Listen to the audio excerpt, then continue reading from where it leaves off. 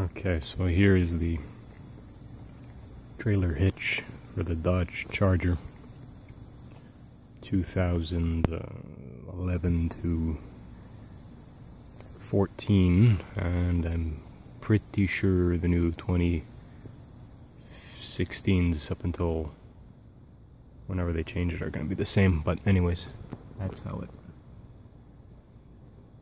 looks underneath.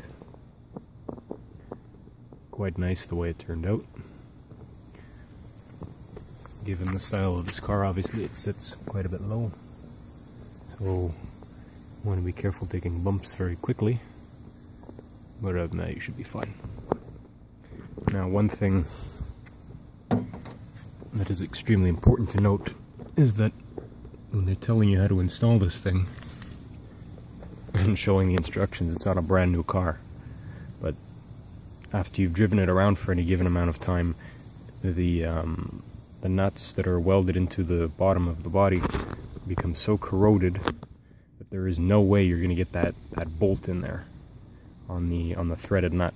There's two that are threaded on one side, and the other you have to fish one up and around, and that's how it secures to the bottom of the car. So be warned that if you're going to try and undertake this project on a car that's, you know, been driven for more than, I don't know, at least a couple years, depending on how much you drive it, of course, those bolts underneath are going to be so rusted and so corroded that you're actually going to have to re-tap them with a thread tap, because you will break it if you try and force that bolt into that rusted and corroded nut. So just an installation tip and warning for you.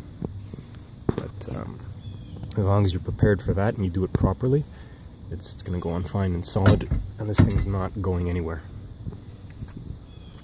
So you have two attachment points. There's a thing welded under here. Of course, you can take the hitch out.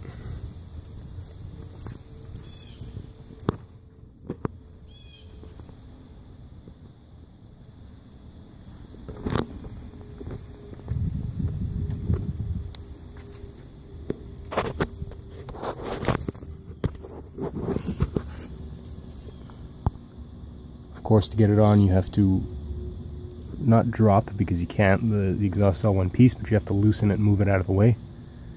This side here, it'll come off. The other side you have to kind of slip it under, and you can see it sits above the exhaust, but it's all one piece.